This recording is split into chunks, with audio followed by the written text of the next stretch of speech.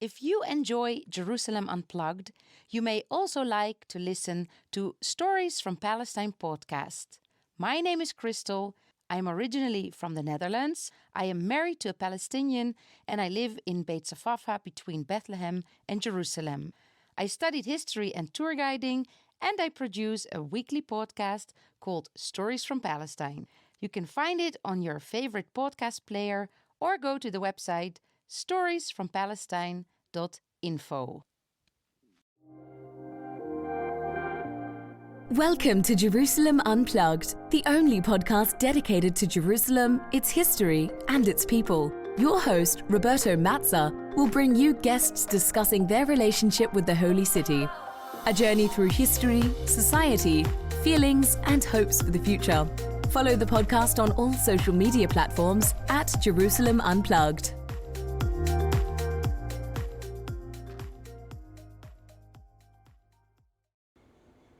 Welcome to Jerusalem Unplugged, the podcast dedicated to Jerusalem, its history and its people. I'm your host, Roberto Mazza, and today it's with great pleasure that I'm announcing a series dedicated to Jerusalem during World War I and a number of individuals that lived throughout this period of time in the city of Jerusalem and left us with plenty of records and documents. And also, I will eventually record an episode dedicated to a fascinating woman which I would call the real beauty queen of Jerusalem, given the success of a recent TV series available on Netflix with a similar title. This series will be divided in 5 episodes, starting with this one that will be dedicated to Jerusalem during the wartime. I will start discussing Jerusalem in the late Ottoman era, and I will provide details of how Jerusalem experienced World War I. The second episode will be dedicated to the arrival of the British, the battle for Jerusalem, its surrender, and eventually the first few years of Jerusalem under British administration. The next 3 episodes will be dedicated to 3 individuals who lived in Jerusalem throughout the wartime. The Spanish consul, Conde de Ballobar, Leah Tennembaum, a Jewish woman labeled as the beauty queen of Jerusalem, with a fascinating story that we will follow through. And lastly, the less known history of the American consul in Jerusalem, Otis Glazebrook. Otis Glazebrook was rather old when he arrived in Jerusalem, and he left right at the end of the war, when the Ottomans and the Americans broke diplomatic relations. And we will see how this history actually tells us more about the future relations between America and eventually Israel. So these are 5 episodes that are dedicated to this period in time and will mostly rely on my own work. But before we start talking about Jerusalem in the late Ottoman era, I also want to say a big thanks to all of those scholars, authors that have been already a guest of Jerusalem Unplugged and hopefully will be in the future, that helped digging the history of Jerusalem in the late Ottoman era and throughout World War I. Salim Tamari, Issam Nassar, Abigail Jacobson, Michel Campos, Louis Fishman, and others who really shaped the historical literature available for this period of time. Remember, until recently, really, when we look at the history of Jerusalem in the late Ottoman era and the early years of the British rule, essentially, this was completely neglected. And in general, the assumption was that Jerusalem was a city of no relevance whatsoever, and only with the arrival of the British in 1917, eventually modernity, expressed in different ways, reached the city of Jerusalem. Now, this trope, this stereotype eventually was challenged, as I said, starting from the very beginning of the 21st century. A number of scholars and authors highlighted that actually Jerusalem was a thriving city already towards the end of the Ottoman era, starting from the 1860s, 1870s. That doesn't mean that everything was great. Yet, when we look at the records of that period and we listen to the stories of Jerusalemites, but also travelers who had a different kind of tone in their writing, not just diminishing the job of the Ottomans and the locals, actually we can paint a different picture of a functioning and living locale that produced modernity in different ways, not just in technological sense, but also with the establishment of political institutions, the establishment of a lively political life, debates, arts and culture, the diffusion and spread of newspapers, magazines, and later on of music through the gramophone. And we also learn that Jerusalem, despite holding this religious status, was also a city of parties, where the youth experience similar lives as the youth of other Middle Eastern and European cities. And we have to say thanks to a number of Jerusalemites that left us with very important diaries, like Wasif Juwaria, which, if you remember, was discussed by Issam Nassar. And I really invite you, go back to that episode. It's a great episode about Jerusalem in the late Ottoman era, and also discussing the life and the work of Wasif Juwaria, a musician, a Jerusalemite, and an individual that left us with this sense of how Jerusalem was experienced by people living in the city across this period of time. Let me start talking about late Ottoman Jerusalem. What do we know about it? Well, I think it's important to locate Jerusalem within the larger context of the Ottoman Empire. So obviously Jerusalem was part of a region known as Greater Syria, for which Damascus was the capital, in Arabic Bilad al-Sham. But Jerusalem itself was the capital city of the southern part of this region. And in time, the importance of Jerusalem grew. It's certainly true that Kudus-i-Sharif, as it was known in Turkish, Al-Quds, Jerusalem, grew in importance mostly because of the arrival of Europeans who rediscovered the city and attached the city to biblical archaeology, to the rediscovery of its past. Certainly the Europeans exported their stereotypes about Jerusalem. They didn't really care too much about the city itself and the local inhabitants, but they created a nexus, they created a connection. The city grew in population with the arrival of migrants from within the Ottoman Empire, with the arrival of early Jewish migrants from Eastern Europe, and later on also Zionists from the same region. So we see a dynamic movement within the city of Jerusalem.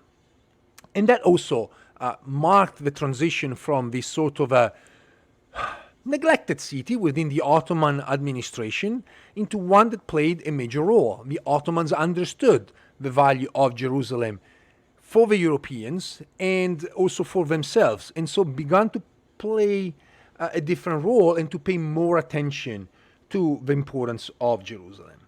We also should mention that Jerusalem was the site of major changes, particularly in the early decades of the 19th century, when following the Napoleonic invasion of 1798, I just don't really want to go into all of the story of Mehmet or Muhammad Ali, who came to rule Egypt and for about a decade controlled also Palestine before it was retaken by the Ottomans. But it's important to highlight that it is exactly in that period of time that we see the first signs of a process of modernization that started as a result of the Egyptian administration. And I think this is important to highlight.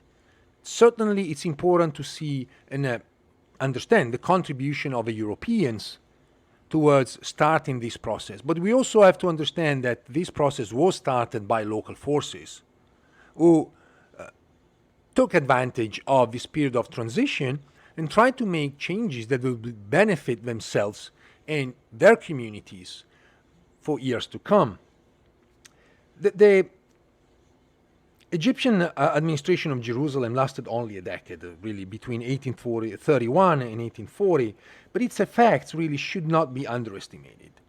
It's, as I said earlier, under the rulership of Ibrahim Pasha that a council was eventually established, And while this was composed mostly of Muslim elites, it also saw the presence of local Christian and Jewish members of the various communities living in Jerusalem. And what we can see here is the introduction of elements of representations, some sort of a checks and balances. It's hard to talk about democracy and full representation, but we can certainly see the seeds of introduction of sort of new institutions that would give more voice to local inhabitants and certainly to the elites of the local communities. And I think this is also, a key moment when we see the rise of what we call the local notables. Members of various families, and I can just mention a few here, the Dajanis, the Khalidis, the Nashashibi, the Husaynis, and others, who essentially acted as a channel between the local population and the Ottoman authorities. They did represent their own constituents, often based on religious links. Some of these families were Christians, others were Muslims, but also through sort of a kinship, or, they created their own patronage, their own network of connections, which granted them this power. This power was fluid. It shifted throughout the decades. Some families rose up, and other families saw their power diminishing, yet they remain part of a circle of local notables. It is also important to remember the decades of Egyptian rulership in terms of the opening of European consulate. And I think this is an important element, as we're going to see then later, the role of these consulates throughout World War I. But also it means that more and more Europeans began to roam through the city, through the streets of Jerusalem. But not only individuals. With the opening of consulates, we also see the arrival of European institutions. The French, for instance, began to open auspices, mostly for pilgrims and travelers. So did the Austrians, the Italians, the British, and others. Well, famously, the Russian opened a compound where effectively they hosted Russian pilgrims traveling to the holy places of Jerusalem and its surroundings. That also tells us that obviously Europeans began to gain a foothold in the city and also to mingle with the local population to an extent, but more importantly, they began to interject and interfere with the local politics. To make it a very long story short, in the last few decades of Ottoman rules, we often hear the voice of the Ottoman governors complaining with the central authorities in Istanbul, complaining because they realized that the Europeans were slowly taking the upper hand in the relationship between local authorities and the Ottoman power in Istanbul. And so, slowly but relentlessly, all of these European institutions began to dictate basically their wants, what they wanted to do, and disregard local laws. And it's also important to remember that a lot of these institutions left us with plenty of records which depicted the Ottomans as backward, unable to administer properly the city. And so this is how the picture of Jerusalem was built for decades to come later, essentially discarding all of the work that the Ottomans were putting and the effort that were putting into building a sort of a new and modern Jerusalem. And some of this modern Jerusalem was built upon legal changes, the establishment of various councils, the establishment of Jerusalem as an independent province within the Vilayet, the larger region of Syria, the Mutar Saraflik of Jerusalem, which directly responded to Ottoman authorities in Istanbul, and so making the Ottoman governor of Jerusalem a very important authority, a very important figure, not just a puppet, but with a real power. And in this period of time, we also see, as I said earlier, the introduction of various councils at different levels. More importantly, as a number of scholars pointed out throughout the podcast and others that I hope to have in the future, the Ottomans also established a municipality one of the very few and one of the very first in the Ottoman Empire. So Jerusalem had councils dealing with sort of regional affairs, but also a municipal council, which literally saw the election of a local mayor, in which local politics was debated, where Jews, Christians, and Muslims were represented, and they debated sort of the local politics of Jerusalem, what to do about sanitation, about building permits, about the relationship with European, about the opening or closing of certain institutions. So it's a thriving city where political life was modernizing at a fast pace. And this is something that had been neglected for a long time, and it's important to remember here why we approach the period of World War I.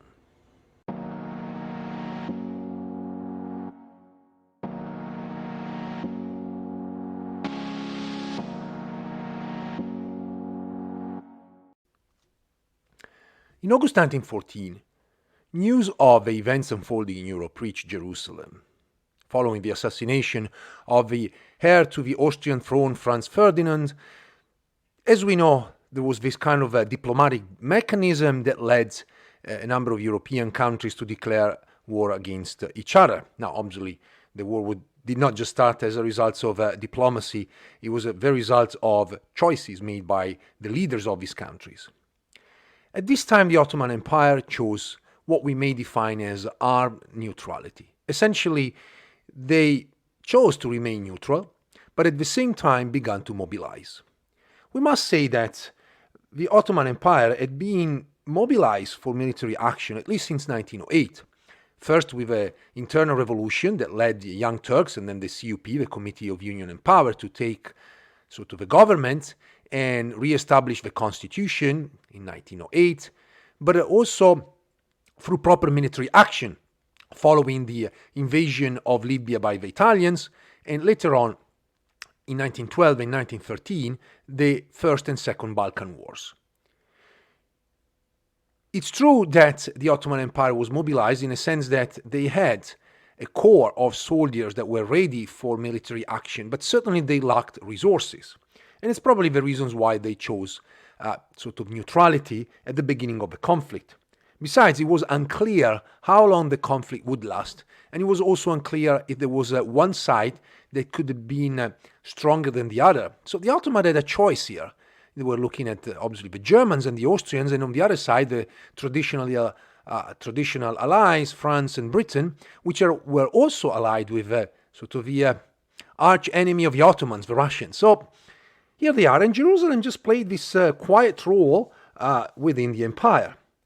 But early mobilization also meant that cities, places like Jerusalem, began to experience the real deal of mobilization, which was not just mobilizing men, trying to get men into the army, which later on will be, full conscriptions as soon as the Ottomans joined the war effort together with the Germans later in November 1914.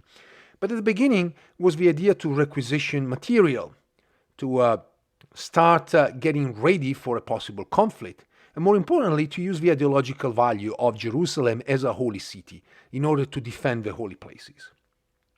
But obviously this was all done without knowing exactly what was going to happen. And I think this is an important element. Whenever we talk about this period of time, or in general actually, we have to remember that people experience their own life without knowing what was going to happen. And so we shouldn't be surprised to find out that actually at the beginning, particularly when the Ottomans joined the war effort, they were supported by the local populations.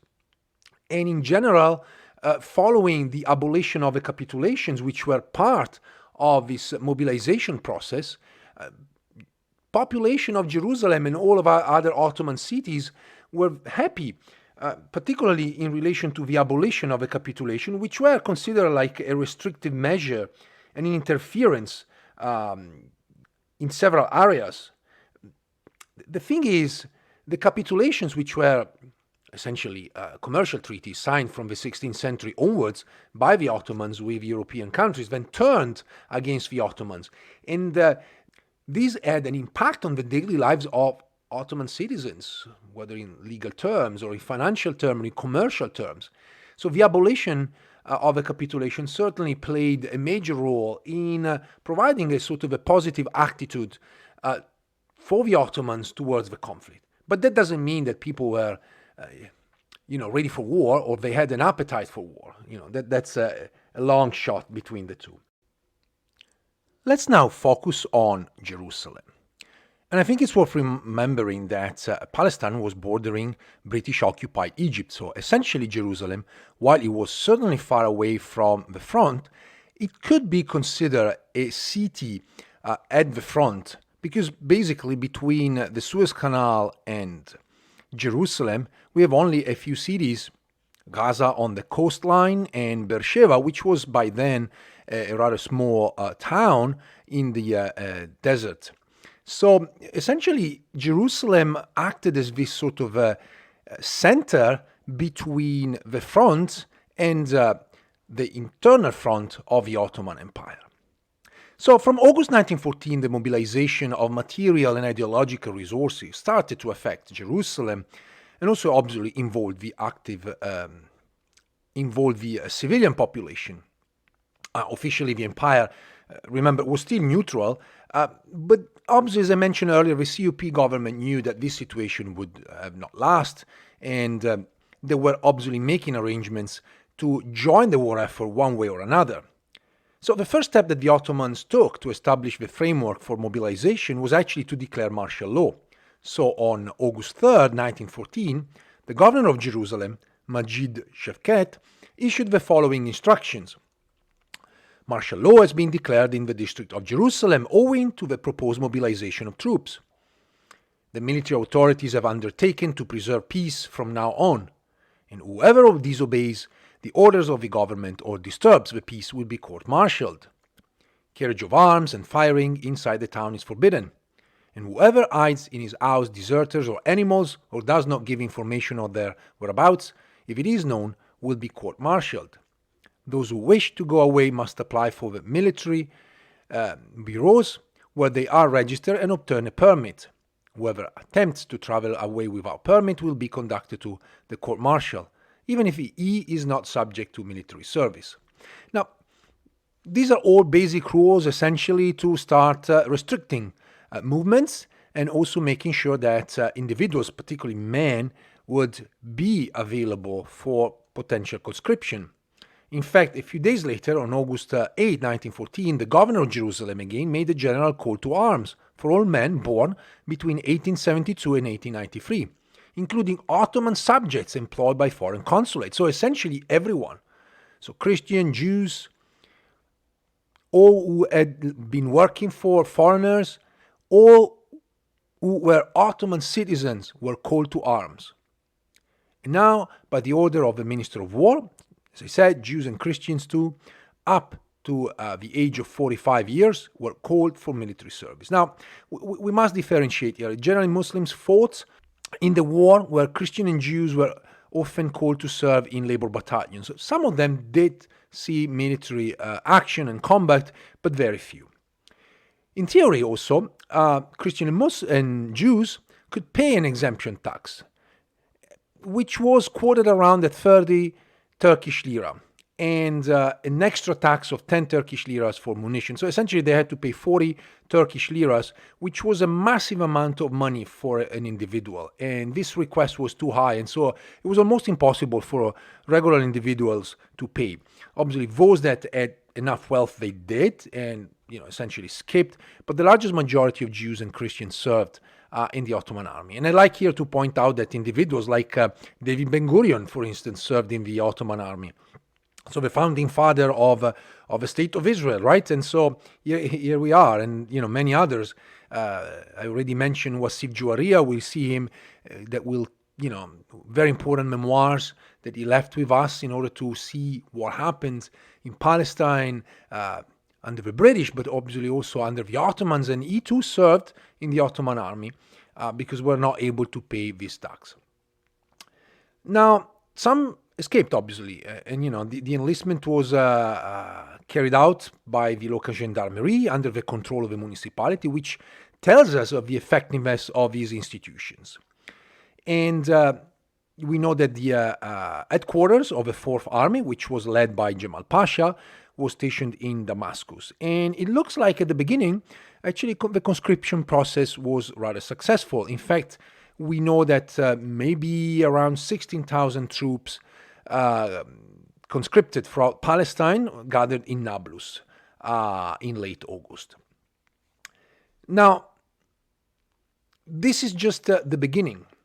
And we also know that Jerusalem too was sort of employed in the mobilization effort using its religious value. So, for instance, when the Sultan, which also sort of dressed the clothes of the caliphs, called for jihad, Jerusalem was used as a platform to sort of spread this message. The Ottomans were obviously controlling the three holiest cities of Islam, Mecca, Medina, and Jerusalem. But Jerusalem was the only one that was effectively really close to the war front. And so it became an important platform for the Ottomans to show their presence and control. In fact, Jamal Pasha and their Pasha Talat and other Ottoman officials visited Jerusalem at the very beginning of the war in order to show their strength and power together. And, they walked throughout the city and certainly, on the Haram al-Sharif, making sure that there would be photographers taking pictures. And so this is all part of this narrative showing, sort of this religious connection, to Jerusalem and using Jerusalem for propaganda purposes, obviously in order to sort of elicit a positive response, particularly for the Muslims, but also in general, for the Ottoman population. In fact, it is also important to highlight that the Ottomans relied on the concept of patriotism. And so, in August 1914, we know that not just Muslims reported to military commander, but as I said, Ottoman Jews and Christians also paraded. And they expressed their, I would say, genuine pride in serving the empire. So, in a sense, this is what we may call, sort of the apex of this form of Ottoman identity, in Turkish, Osmanlılik, this idea that people belonged to the Ottoman Empire. But it's true that, this sort of a picture was very fragile, and as we obviously know, during the course of the war, all of the communities actually sort of broke apart, particularly first, the large numbers between the Arabs and the Turks, and then again, within the sort of the communities, particularly, you have divisions between the Jews and the Christian and the Muslims. So all of that identities came to play their own role in the large picture of the war. Now, we also should say that Jerusalem was also affected not only in terms of conscriptions and ideological terms, but also in financial and commercial terms, because obviously the outbreak of the war saw the disruption of trade, which caused a massive sharp in the revenue and the collection of revenue. And so, the army and so all of these conscripts faced a shortage of funds and provisions, which also affected the local population. Because in fact, the military authorities began to requisition food for the war effort, and food was rationed. Now, I found some documents, looking at prisons, for instance, and inmates received only water and 3 small loaves of bread each day. Now, already inmates were not really at the center of the administrative attention of the Ottomans, but, with the conscription going on, obviously, people that were at the margins of society began to receive almost nothing. And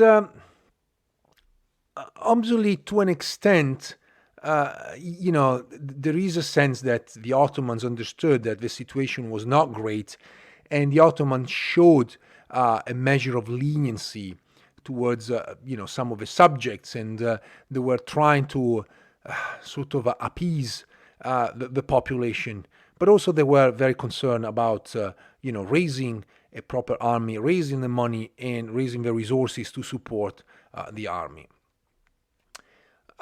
we also know that, like in Jerusalem, where we have sort of a strong foreign presence, the Ottomans were obviously taking advantage of that and began to confiscate properties, particularly after the Ottomans entered the war in November 1914. The proclamation of martial law just created a sort of a state which the Ottomans obviously began to mobilize, but really they couldn't do anything about sort of foreign presence. Once they declared war, obviously they began to confiscate properties and materials belonging to, sort of French, British, and Russian institutions. But let me go back quickly to the question of the financial collapse.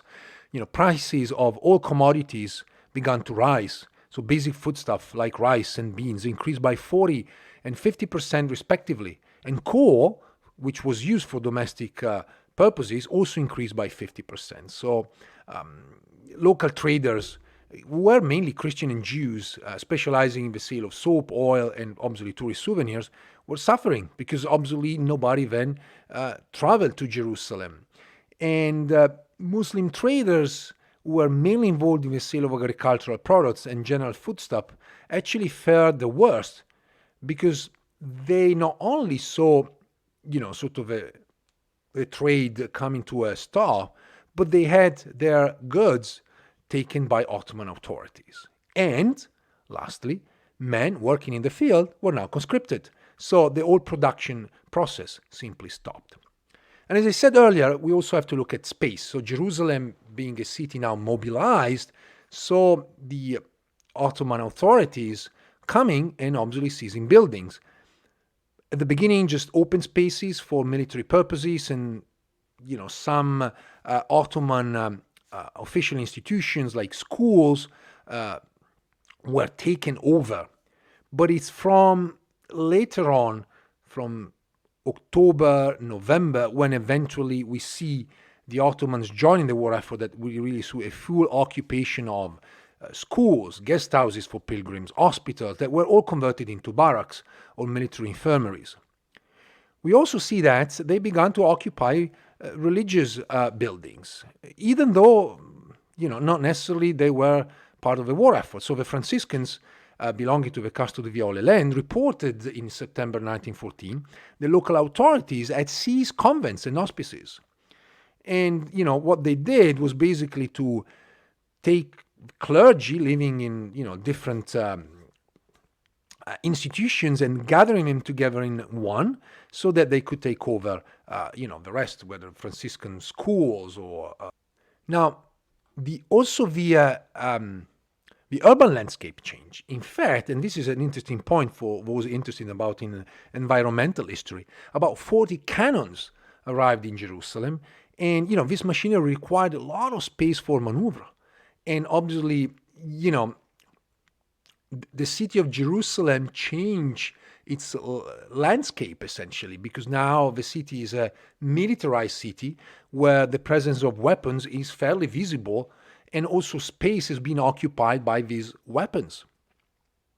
Now, let me go back to the question of buildings, because I think this is an important one, which also caused a lot of diplomatic issues between the Ottomans and, foreigners, not just during the war, but even after the war, when people began to reclaim properties, particularly institutions. So the seizure of buildings belonging to foreigners was part of a policy adopted by Jamal Pasha, who was the governor of Syria, which also was meant to sort of refurbish Palestine and Syria.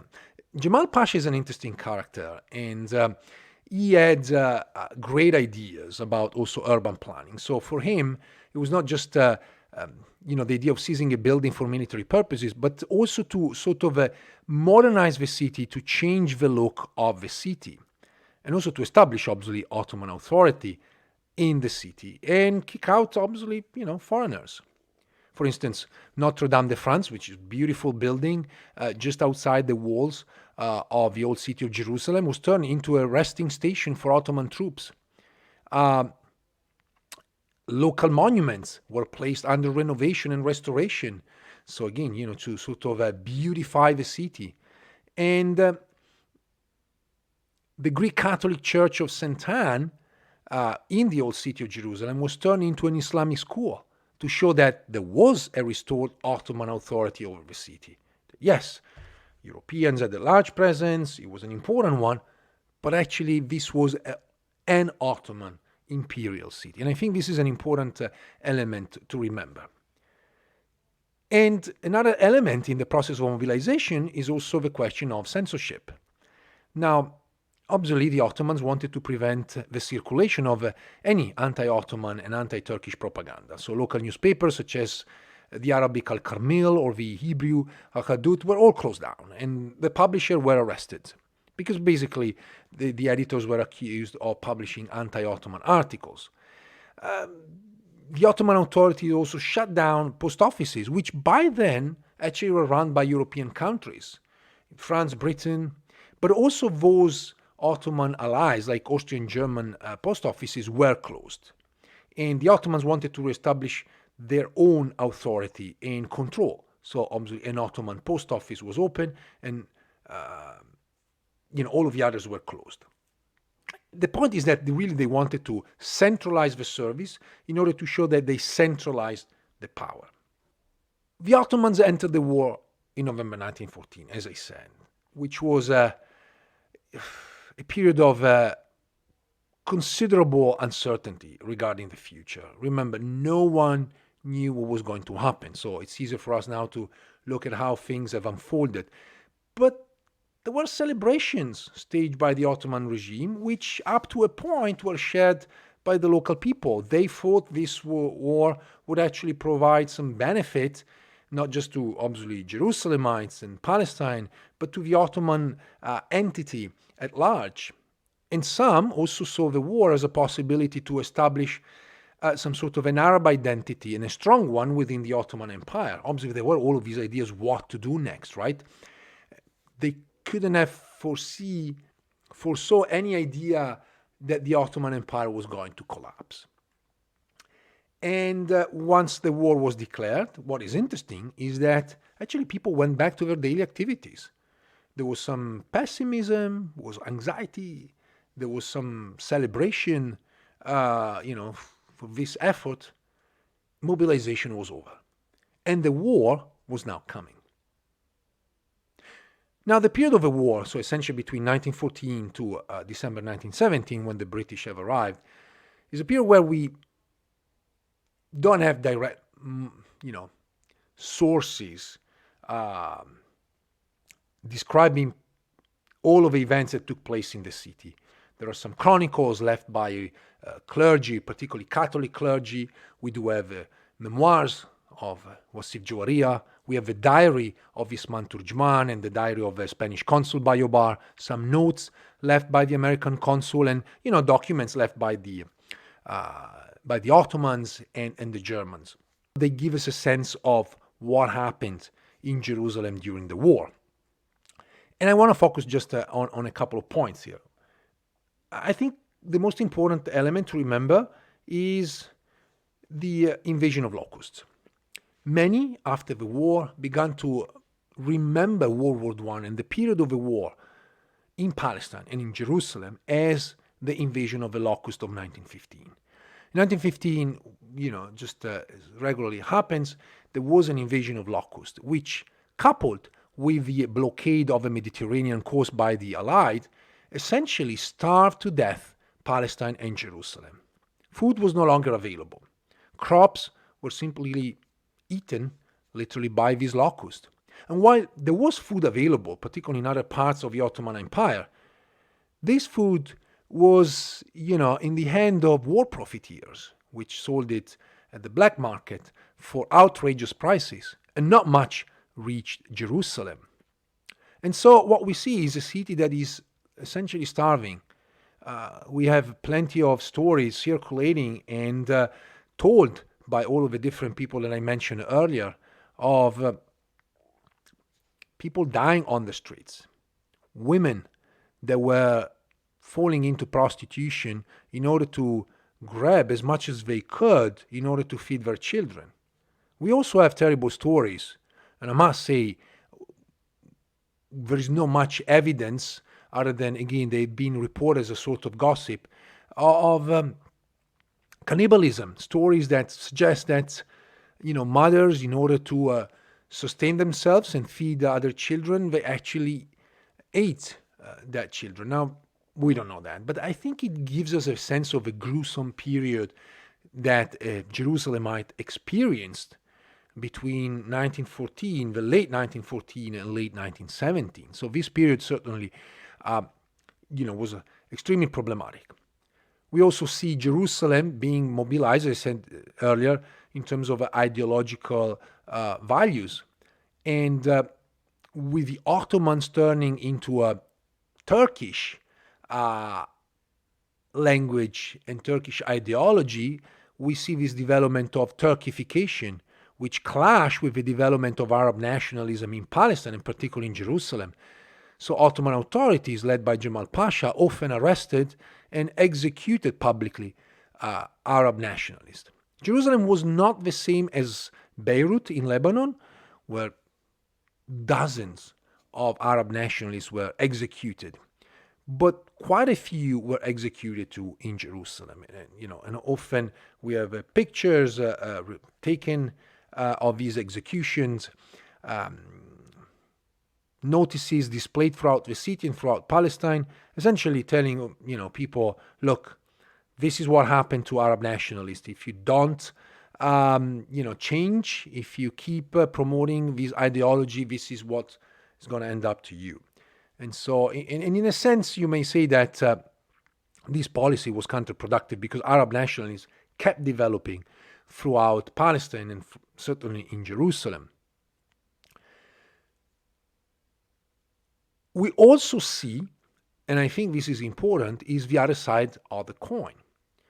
Jerusalem experienced famine, experienced starvation, lack of resources, depopulation, but at the same time, the same memoirs, diaries, tell us that there was a thriving city, one that tried to not fall into despair. So we have reports of small parties, people gathering in private houses, celebrating the various holidays, try to make the best out of that situation. And while social relations were at the point of collapse, still people tried to live their life. We still have weddings. We still have children that are born. We still have, as I said, celebration of holidays. And while the city was depopulated, throughout these diaries and memoirs, we really get a sense that people try to make sense of what they were experiencing and were trying to keep a sense of humanity and trying to move forward, despite obviously the desperation and the suffering of the people. Jerusalem also experienced small epidemics, which were brought by soldiers. Obviously, lack of hygiene, lack of sanitization, lack of water often, helped the spread of various disease. And so Ottoman and foreign doctors that were allowed to stay, particularly Germans, Austrian, and also Americans, they were allowed to stay, obviously, try to help the local population. We also see in this period of time the emergence of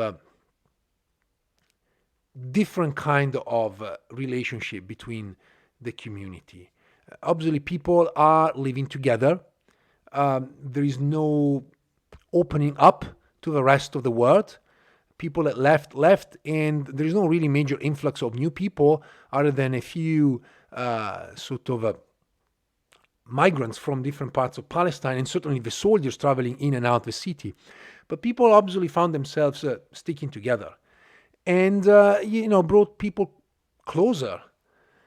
One may argue and ask the question, did this help to establish better relations between Jerusalemites? Well, it's hard to say because obviously, then the war ended and we have a new administration coming. But certainly in that period of time, looking at the chronicles and the diary and memoirs, you really get a sense that people came together because they had to be together regardless of religious affiliations, regardless of ethnic identity or language spoken. The resources were scanty, and so they had to be shared. And Jerusalem was a small locale in general, given also the depopulation that suffered. So war came and obviously hit very hard the people of Jerusalem. We need to bear in mind that there are different ways of looking at how the war impacted Jerusalem.